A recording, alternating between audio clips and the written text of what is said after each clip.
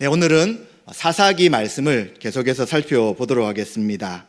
지난번에 사사기 18장 말씀을 살펴보았는데, 이제 미가라는 사람과 또 단 지파가 제사장을 쟁탈하기 위해서 이스라엘 백성의 종교적인 타락이 얼마나 심했는지를 살펴보았습니다.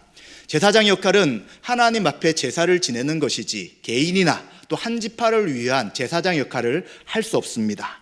그런데 그들은 하나님의 말씀을 어긋나고 자기가 원하는 대로 하나님 앞에 복을 받기 위해, 사실 그렇게 한다고 복을 받을 수 없지만 복을 받기 위해서 제사장을 개인의 제사장으로, 한 지파의 제사장으로 삼으려고 합니다. 그러나 그들의 행동은 합당치 않았고, 단지파 같은 경우는 평화롭게 사는 사람들을 몰살시키면서 하나님이 주시지 땅을 취하면서 이곳이 자기의 땅이다 라고 선언하는 그러한 악행도 행하는 것을 보았습니다.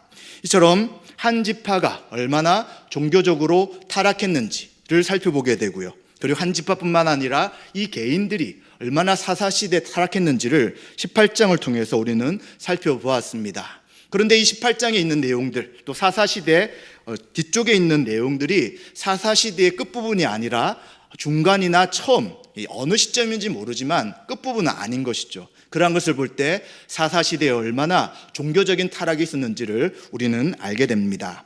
오늘은 19장 말씀을 통해서 종교적인 타락은 반드시 윤리적인 타락이 나타나게 됩니다.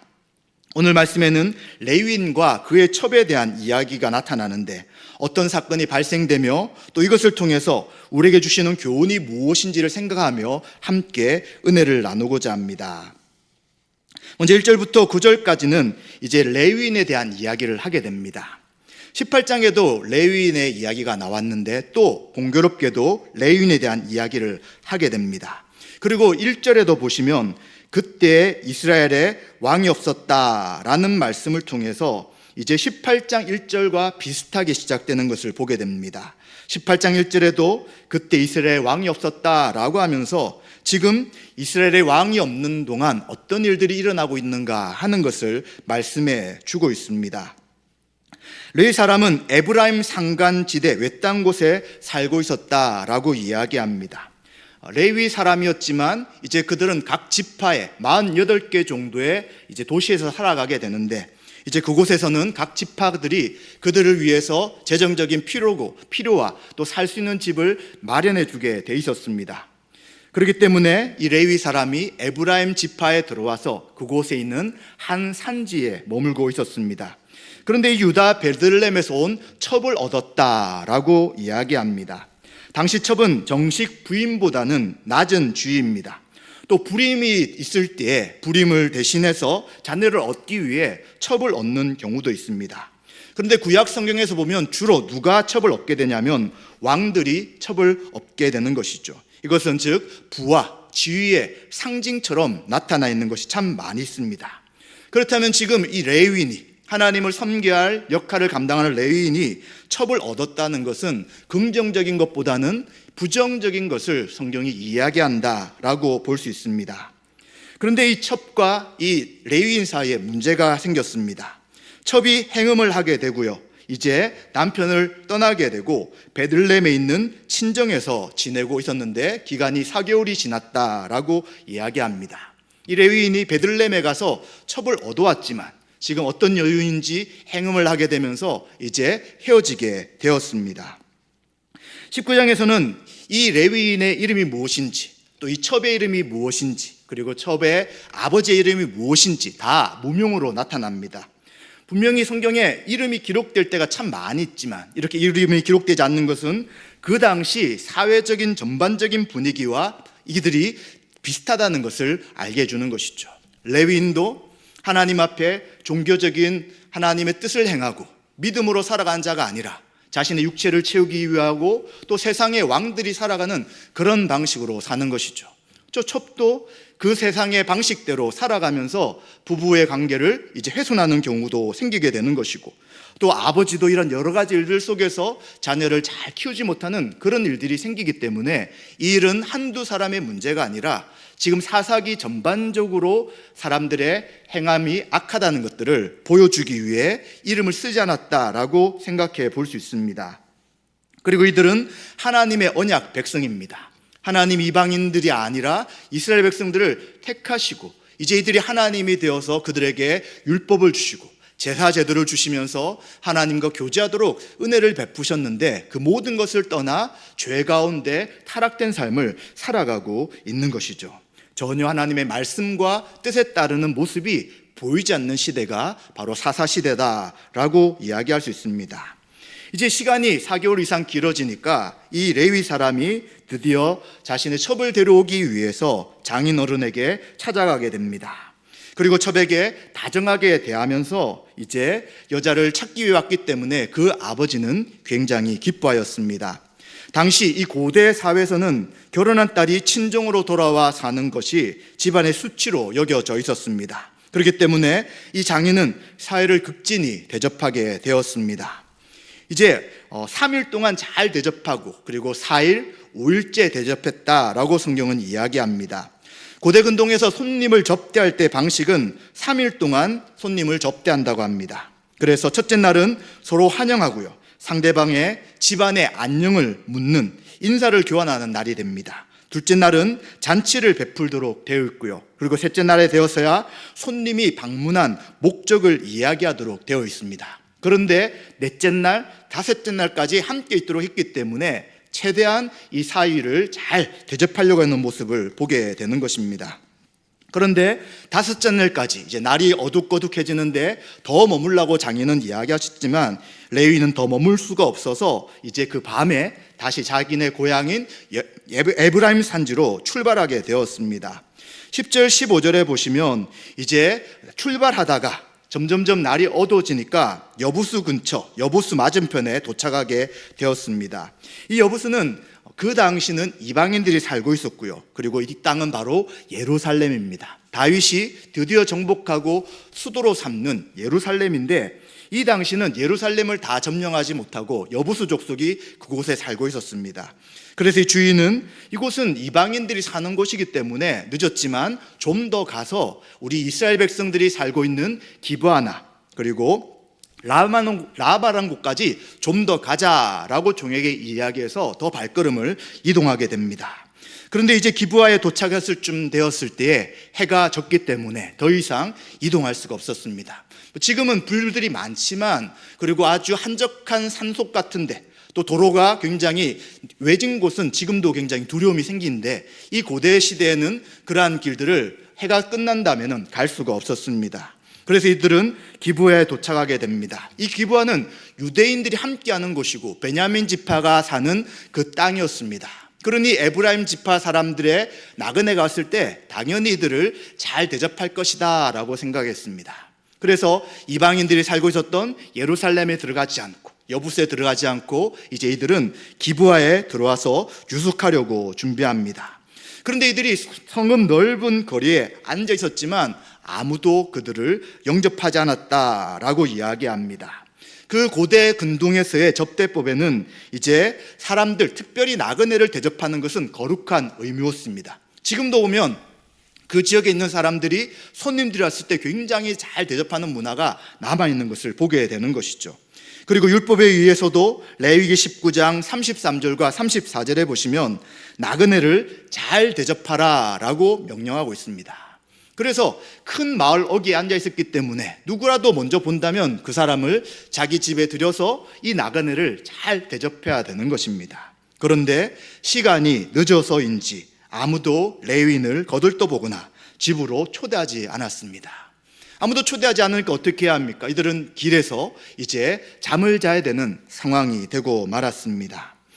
이들은 유대인이 있는 곳이 더 안전하고 자기들을 잘 대접해 줄 것이라고 생각해서 이제 예루살렘 여부수를 지나고 기브아에 도착했지만 이곳에 있는 유대인들이 자신들을 환영하기는커녕 거들떠보지도 않는 그런 상황이 생기는 것이죠. 이제 이 사건 이후에 이어지는 것을 볼 때 이 레위인의 선택이 얼마나 잘못되었는가, 이 선택으로 인하여 얼마나 큰 어려움을 당하게 되는가 하는 것들을 우리는 보게 되는 것입니다. 이제 그러한 상황 속에서 16절과 21절에 보시면 한 노인을 만나게 됩니다. 이 노인은 이제 밭에서 일을 하다가 해가 졌기 때문에 드디어 집으로 오는 사람이었습니다. 이 사람은 에브라임 출신이었습니다. 즉 이 사람도 원래 베냐민 지파에 속한 사람이 아니라 나그네로 이곳에 와 있고 그리고 그곳에 살고 있는 사람입니다. 그래서 이제 나그네가 그들을 보니까, 노인이 그들을 보니까 어디로 가며 어디서 왔느냐라고 묻게 됩니다.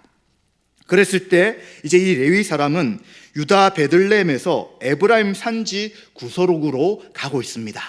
에브라임에서 출발해가지고 에브라임 산지로 가려고 하는데 지금 해가 멈춰가지고 이제 날이 어두워서 이곳에 머물고 있습니다 라고 이야기합니다. 그런데 이 레위인이 조금 특이한 표현을 쓰고 있습니다. 자신의 집으로 간다라고 하지 않고 18절에 보시면 여호와의 집으로 간다라는 표현을 쓰고 있습니다. 자기의 집이 에브라임 지파 산지에 있지만 이 사람은 레위 지파에 속해 있기 때문에 자신은 공직자로서 종교적인 역할을 하는 사람이니까 자신을 잘 대접하라 라는 이야기가 포함되어 있을 수도 있습니다. 즉 레위 지파는 12지파가 살아가는 그 곳곳에 살면서 이제 그들이 물질적으로 거주하는 것을 공급하기 때문에 이제 나에게 공급을 받아고 나에게 대접을 해줘야 되는 그런 사람이다라는 것을 은근히 나타내고 있다고도 볼 수 있습니다. 그리고 또 레위 사람은 19절에 뭐라고 이야기하냐면 우리에게는 나귀들에게 먹을 집과 여물, 또 당신과 당신의 여종, 그리고 나의 하인이 먹을 양식과 포도주가 충분히 있다고 이야기하면서 지금 내가 부족해서 당신의 도움을 구하는 것이 아니라 지금 나는 다 있지만 잠잘고만 있으면 좋겠다라는 이야기를 하게 됩니다.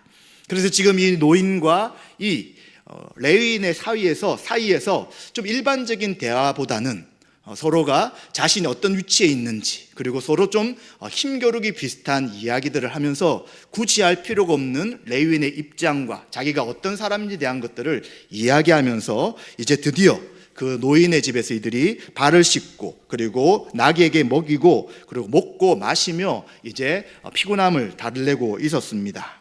그런데 이제 문제가 생기게 됩니다. 바로 22절과 30절에 보시면 그 기브아의 땅에 살고 있던 불량배들이 이 노인의 집에 찾아오게 되었습니다. 그는 22절에 보면 찾아와 사는 이야기가 뭐냐면 레위인과 관계하겠다라고 말합니다.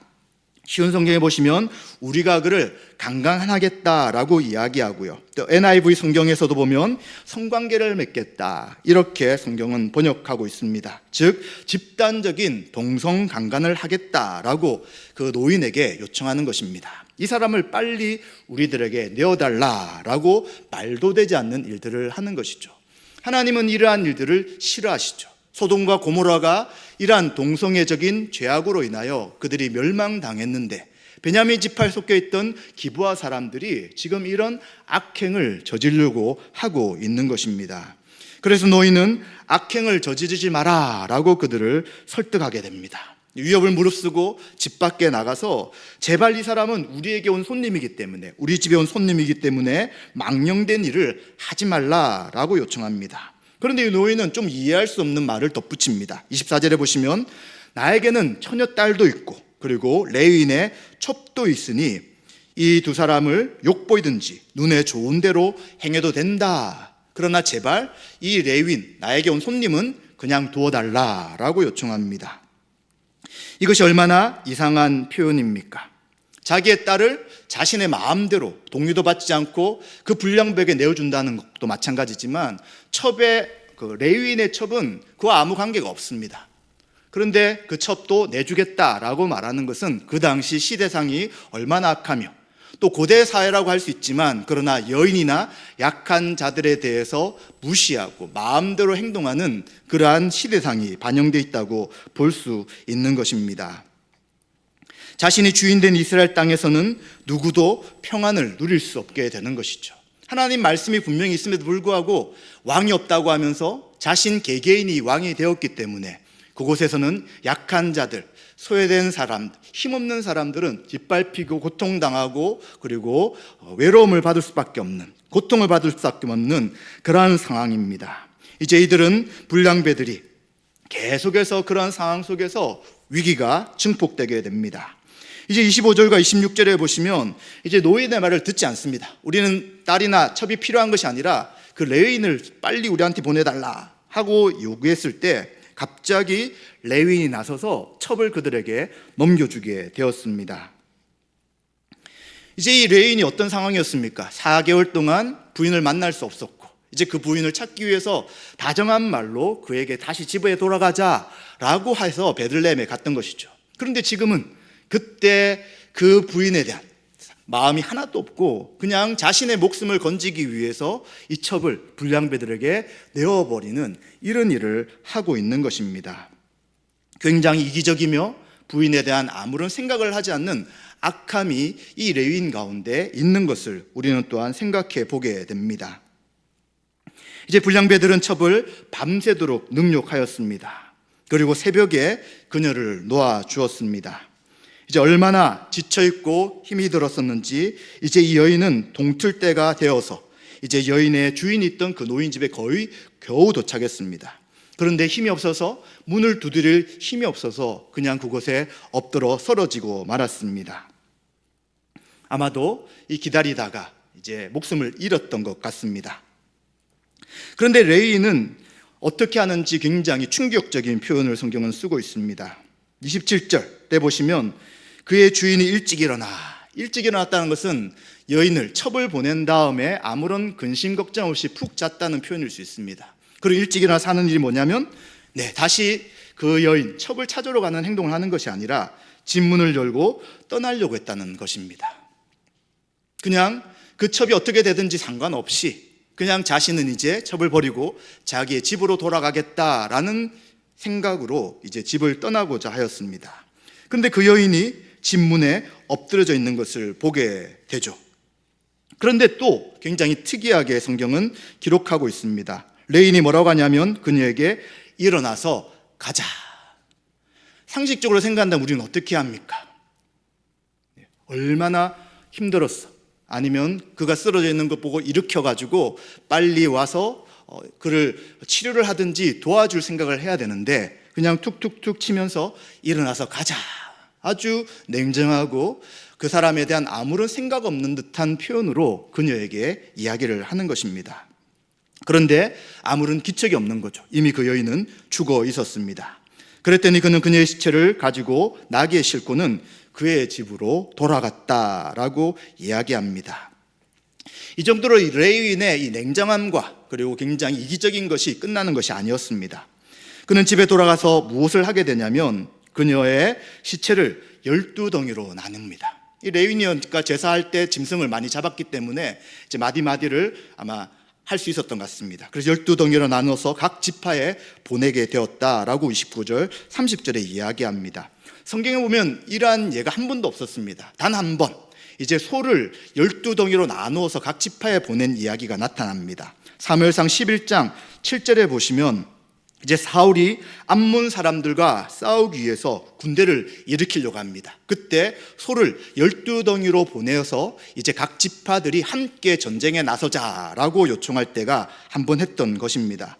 그런데 왜 그 당시 사람을 하지 않았던 것이냐면 고대 근동에서는 사람의 죽음을 굉장히 숭고하게 생각했습니다. 그리고 시체를 존엄하게 취급했던 사회였기 때문에 시체를 훼손하는 것은 결코 일반적인 일이 아니고 합당한 일도 아니었음에도 불구하고 레위인은 이러한 일을 하게 되는 것입니다.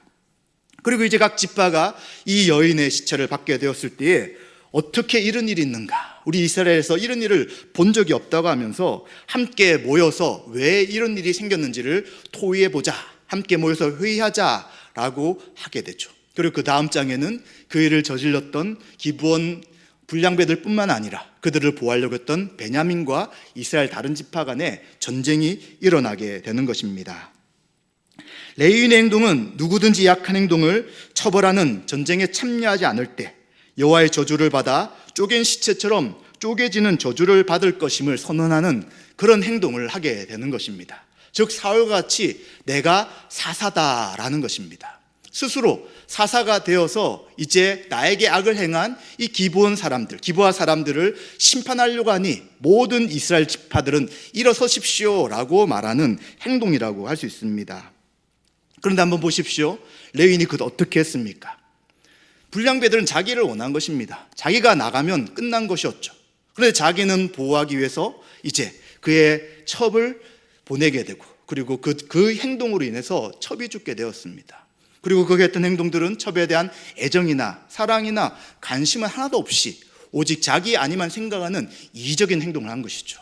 정말 그의 행동이 이 여인의 억울함을 풀어주긴 행동이었을까요? 그게 아니죠. 자기가 당한 것, 또 자기에게 손해를 입힌 그 사람들에 대한 복수를 이제 여러 지파들과 함께 이제 해결하겠다는 굉장히 이기적인 방법과 생각으로 이러한 일들을 일으키고 있는 것이죠.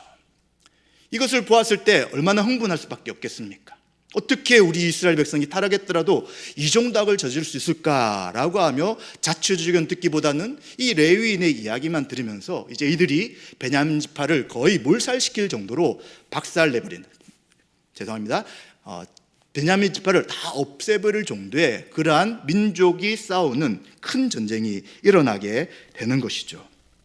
그래서 레위인은 이제 불량배들 앞에서는 공의와 정의를 전혀 주장하지 않았던 겁쟁이였으나 이제 자신의 어떤 욕망을, 그리고 자신의 억울함을, 그리고 자신의 손해를 해결하기 위해서 이스라엘 백성들을 선동하며 이제 민족 간의 전쟁을 일으키는 이런 일들을 주도하는 것을 보게 됩니다. 우리는 지금 이야기를 들어도 굉장히 끔찍한 이야기입니다. 그런데 이것이 이스라엘 지파 가운데 있었던 그런 악한 모습인 것입니다. 기브아 사람들이 전체는 그렇게 하지 않았지만 그들은 우선 나그네가 왔어도 대접하지 않는 악한 모습을 가지고 있었고요. 또 이제 그곳에 있던 불량배들은 이스라엘 백성들 가운데 있을 수 없는 동성강간을 통하여서 이제 하나님의 명령을 훼손하려는 그런 악을 시도하였던 것입니다. 이것은 결국 그 사람들의 문제만 아니라 지금 사사시대의 이스라엘 백성들의 전반적인 종교적 타락과 함께 이제 도덕적 타락이 얼마나 심했는지를 우리는 생각해 보게 되는 것입니다. 결국은 자기들의 뜻을 이루지 못할 때, 동성강간하려고 했을 때 그것이 안 됐을 때 힘없는 여인을 죽음에까지 이르게 하는 악을 행하게 된 것입니다. 결국 자기 소견에 옳은 대로 행하는 이스라엘 백성의 타락상을 보게 되는 것입니다. 하나님을 믿는 믿음은 그 말씀에 순종하여 하나님을 사랑하며 이웃을 사랑하는 것입니다. 그런데 이스라엘 안에 율법을 통한 하나님의 통치는 사라졌습니다. 그로 인해 정의나 약자에 대한 긍휼이 사라지고 오직 힘에 의한 폭력과 야만이 이스라엘 사회를 지배하고 있었던 시대임을 보게 되는 것입니다. 레위인은 어떻습니까? 그는 종교 지도자이지만 자신의 욕망을 이루기 위해서 첩을 얻게 되고, 그리고 이 종교 지도의 타락은 결국 이제 이스라엘의 윤리적 타락을 이제 가중시키는 것이죠. 앞장에 있었던 그 대표적인 일을 했던 사람이 레위인이었죠. 근데 이 레위인은 또 누구였냐면 모세의 후손이었던 손자의 아들이었다고 이야기하면서 모세의 가문임에도 불구하고 타락한 레위인의 모습을 보여주는 것이죠. 종교 지도자임에도 불구하고 왕들이 추구하는 그런 일들을 행하려고 한 모습을 통해서 결국 종교 지도자가 타락할 때 그 종교와 그 사회는 이제 회복되기가 어렵다는 것 또한 우리는 보게 됩니다. 그리고 그는 첩을 사랑하는 마음이 아니라 자기를 사랑하고 그리고 자기의 손해를 회복하기 위한 이기적인 마음으로 자신의 첩을 희생시킬 뿐만 아니라 스스로 사사가 되어서 스스로에는 공의가 없음에도 불구하고 다른 사람들에게 선택적 공의와 공정을 통하여서 자신의 일들을, 억울을 해결하려는 그런 모습을 보게 되는 것이죠. 이것은 하나님의 말씀과 하나님 백성들을 자신의 개인적인 이익을 위해 사용하려고 하는 그런 악한 모습이 그의 행동 가운데 있다고 할 수 있는 것입니다. 따라서 이 사사시대는 누구를 기다리게 됩니까? 18장 1절, 19장 1절에 있는 것처럼 왕이 없는 시대이기 때문에 그들은 온전한 왕, 진정한 왕이 오시기를 기다리게 되는 것입니다. 우린 진정 왕이 누구인지 알고 있습니다. 바로 이 땅에 오신 하나님이신 예수 그리스도십니다. 예수님 이 땅에 오셔서 어떻게 하십니까? 그 당시 무시당한 어린아이가 예수님 앞에 왔을 때에 제자들은 예수님께 오는 아이를 막을 서려고 했지만 예수님은 이 아이와 같이 행하는 자들, 이 아이와 같이 하나님 나라를 받드는 자들이 하나님 나라에 합당한 자들이다 라고 하면서 그들을 맞아 주셨습니다. 또 여자가 예수님과 함께하는 것에 대해 예수님은 이제 무시하지 않고 그들에게 복음을 선포하시고, 그리고 아픈 자들을 고치시며 그들에게도 또한 하나님의 백성인 것에 대한 선포를 하신 것을 보게 되는 것입니다. 또 죄인들이 회개하고 주님 앞에 올 때에 그들을 내치지 않으시고 그들에게 구원의 길이 무엇인지를 제시하셨습니다. 그래서 예수님은 가장 약하고 힘없는 자들에게도 기쁜 소식을 전하시며, 하나님 나라의 복음은 그들에게도 증거되고 그들도 하나님 나라의 백성으로서 하나님 앞에 사랑받을 수 있는 존재인 것을 분명하게 말씀하여 주신 것을 보게 되는 것이죠. 또 예수님 어떻게 하셨습니까? 비겁한 레인처럼 행동하지 않으십니다. 예수님이 이 땅에 오신 이유는 우리 죄를 대속하기 위해, 제물이 되기 위해 오셨습니다. 예수님은 그 상황을 결코 피하지 않으셨습니다. 왕으로서 대접을 받지 못하시고 또 왕으로서 가야 될 길이 아니었음에도 불구하고 예수님은 우리 죄를 대속하기 위한 하나님의 뜻을 성취하기 위해 예수님은 향기로운 제물로 자신의 몸을 하나님 앞에 드린 것을 우리는 알게 되는 것이죠.